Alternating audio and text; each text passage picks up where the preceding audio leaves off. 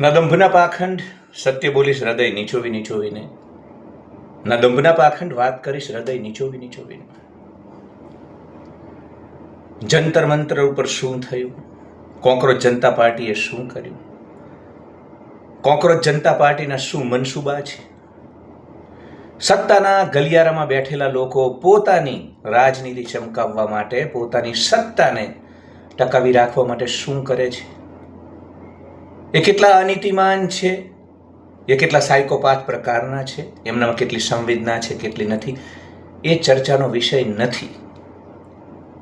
આજે મારે ચર્ચા કરવી છે જંતર મંતર, છું મંતર, તંતર મંતર, જે આ પ્રોટેસ્ટ થયો એ દરમિયાન આ દેશના પ્રધાનમંત્રી, છોડો રાજનીતિને, છોડો તમારા ગમા અણગમા, તમારા વ્યક્તિગત ગમા અણગાણાને થોડી વાર માટે સાઈડ રાખો. ભાજપ તમને ગમતું હોય ન ગમતું હોય, હું પણ કોઈ રાજનૈતિક વ્યક્તિ નથી. હું ખુદ કહું છું કે રાજકારણીઓ ઘેંડા જેવી ચામડી જેવા હોય છે. એમનામાં સાયકોપાથની જેમ સંવેદના, બીજાને શું લાગશે, બીજાની ભાવનાઓ માટેની કદર નથી હોતી. એ જ લોકો સત્તાના શીર્ષ સ્થાને પહોંચે છે. એ ચાહે તમારી જ્ઞાતિ જાતિના આગેવાનો હોય કે આ રાજ્યની ધુરા સંભાળતા નેતાઓ હોય. તો કોઈ પક્ષની ભક્તિ કરવા માટે આ વિડીયો નથી બનાવતો, કોઈ એક વ્યક્તિની ભક્તિ કરવા માટે આ વિડીયો નથી બનાવતો. રાજનીતિમાં સૌના હાથ ખરાયેલા હોય છે, પણ આ દેશના એક વરિષ્ઠ નાગરિક નરેન્દ્રભાઈ દામોદરદાસ મોદી, પ્રધાનમંત્રીના પદને, એ ગરિમાને છોડી દઉં તો પણ એક વ્યક્તિ તરીકે તમારા 75-76 વર્ષના વડીલને ગાળો ભાંડવામાં આવે, અશ્લીલ ગાળો ભાંડવામાં આવે, માથું ચીરી નાખતી, માનવતા શર્મસાર થાય એવી ગાળો ભાંડવામાં આવે. અને તમે લોકો ગુજરાતના એક બેન છે, ગુજરાતના મીડિયા જગતના, મને એમ કે બહુ વિદુષી છે, ગાર્ગી, મૈત્રી, કાત્યાયની જેવી છે, લોપામુદ્રા જેવી છે. શ્રીમદ ભગવદ્ ગીતા ઉપર બોલે, સનાતનની મુખ્ય ધારાઓ ઉપર બોલે, દ્વૈત, અદ્વૈત, વિશિષ્ટ અદ્વૈત, શુદ્ધ અદ્વૈત, ઘણી બધી વસ્તુઓ ઉપર એ બોલે. મને એમ કે વિદુષી મહિલા છે, મને એમ કે બુદ્ધિજીવી મહિલા છે. બેન વિડીયો બનાવ્યો, કેટલી કુલ જનરેશન છે, આ પેઢીને તો વેલિડેશન જોતું જ નથી, કોઈને શું લાગશે. અરે બેન, બ્રાઉની પોઈન્ટ્સ લેવા માટે, બ્રાઉની પોઈન્ટ્સ લેવા માટે કોનું તુષ્ટિકરણ કરો છો, કઈ વાતોનું તુષ્ટિકરણ કરો છો? એ જે હરકતો થઈ એ શું તમને ડરાવતી નથી? આ દેશના કોઈ પણ સભ્ય, હાયર વેલ્યુ, રિસ્પેક્ટેડ માણસને ડરાવે એ પ્રકારનો ઘટનાક્રમ સર્જાયો હતો. જંતર મંતર, છું મંતર, તંતર મંતર નો જે આખો નાખો ઘટનાક્રમ, એ ઘટનાઓ તમે બહુ સંવેદનશીલ વાતો કરો છો, માત્ર વાચાળ છો, વિદુષી મેધાવી છો, એટલે ચીકણી ચૂપણી, સુગર કોટેડ ચાસણી જેવી વાતો કરો છો. કેમ કે તમારી અંતરાત્મા હોત, તમારી અંદર ખરેખર હાયર વેલ્યુ, સિદ્ધાંતો, મૂલ્યો, આદર્શો હોત તો તમે આ રીતે મહિમા મંડિત ન કરો. કેટલા કુલ લોકો છે. મુંબઈની અંદર આમ કેવી ગાડી રોકેલું, પોલીસની ગાડી. અરે ભાઈ, કાલ ઉઠીને સિવિલ વોર થશે આ દેશમાં. પોલીસ જે કાયદો અને વ્યવસ્થા જાળવે છે, આર્મી, પ્રધાનમંત્રી, રાષ્ટ્રપતિ, આ લોકો માટેની અભદ્ર, અશ્લીલ, સાંભળી ન શકાય, તમારો પરિવાર હોય તો સાંભળી ન શકાય એ પ્રકારનો ભાષાનો પ્રયોગ જ્યારે છોકરીઓ કરે, છોકરાઓ કરે, એના બ્રાઉનની પોઈન્ટ્સ લેવા માટે તમે આવી વાતો કરો છો. કેટલા કુલ લોકો છે, કેટલી કુલ જનરેશન છે. પોલીસની પણ ગાડી આમ રોકી દીધી. બેન બેન બેન બેન, આ લોકો જ્યારે ઝોમ્બીની જેમ સડકો ઉપર આવશે ને, કોઈને નહીં બક્ષે. લિન્ચિંગ થશે, લોકોના લિન્ચિંગ થશે. જે લોકોને તમે મહિમા મંડિત કરો છો, જે લોકોને તમે ગ્લોરીફાય કરવા નીકળ્યા છો, જે ખોટું હોય એ ખોટું હોય, જે અશિષ્ટ હોય એ અશિષ્ટ હોય, જે અભદ્ર હોય એ અભદ્ર હોય, જે અશ્લીલ હોય એ અશ્લીલ હોય.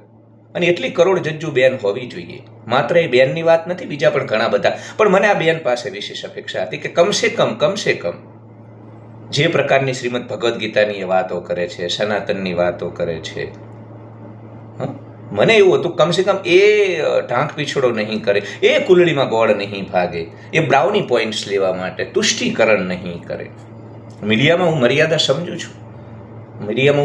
સમજુ છું, પણ કમસે કમ આ વાત જ્યાં પોલીસને પોલીસને ગાળો દેવામાં આવી, આ દેશના જવાનોને ગાળો દેવામાં આવી, પ્રધાનમંત્રીને, એ બધું તો ખંડનાત્મક પ્રવૃત્તિઓ જ હતું, અસામાજિક પ્રવૃત્તિઓ હતું. છપરી ગેંગસ્ટર પ્રકારના અસામાજિક તત્વો કાયદો અને વ્યવસ્થાના લીરા ઉડાડતા. તમારી ભાષામાં તમે બહુ જ વાચાળ છો ને, મા સરસ્વતીની કૃપા છે અને એની જ કૃપાથી તમે સારું એવું પોતાનું સામ્રાજ્ય પણ સર્જ્યું છે. કાબિલે તારીફ છે. તમે મને બહુ પ્રભાવિત કરતા હતા અને I was big fan of you. પણ આ વાત તમે કમસે કમ તમારી પાસે આ અપેક્ષા નહોતી કે તમે આવી વાત કરશો. ઝીંગુર મરકટ કીડા મકોડા કીટ પતંગિયા ચામા ચીડિયા ચિલ્લર ચમન ચોમું બે કોડીના યલો જન્નાલીચમ કરવાવાળા લોકો બોલે તો સમજી શકાય.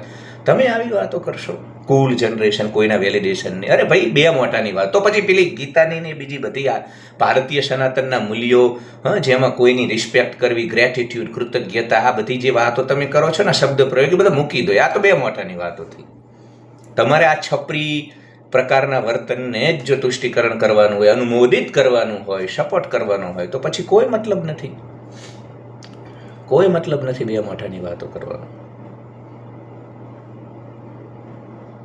ઘણું બધું એવું થયું છે, ઘણું બધું આ દેશમાં ઘણા આંદોલન થયા, ઘણા પ્રોટેસ્ટ થયા, પણ જંતર મંતર, છૂ મંતર, તંતર મંતર ઉપર જે થયું એ ચિંતાનો વિષય છે. આ સભ્યતા માટે ચિંતાનો વિષય છે.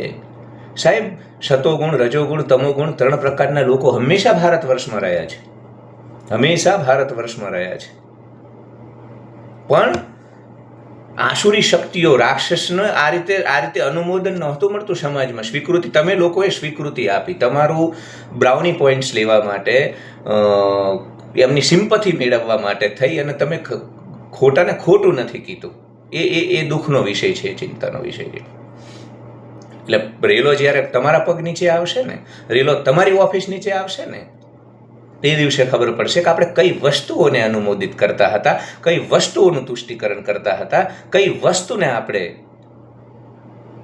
આપણી મેધાવી વાછાળ વાચાથી સહયોગ આપતા હતા, ખાતર પાણી આપતા હતા.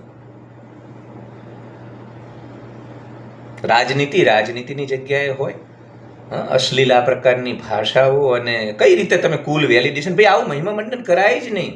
આ નચિકેતાનો દેશ છે, આ અભિમન્યુનો દેશ છે. એ બધા જ કિશોરો હતા, એ બધા જ તરુણો. આજે ઘણા બધા કિશોરો છે, તરુણો છે. કોઈ સ્ટાર્ટઅપ લઈને બેઠું છે, કોઈ એન્ટરપ્રેન્યોરશિપ લઈને બેઠું, કોઈ ઈસરોમાં સાયન્ટિસ્ટ છે. કિશોરો, તરુણો એટલે માત્ર છપ્રિય સામાજિક તત્વો નહીં, ખરા બપોરની પેદાશ સમાન.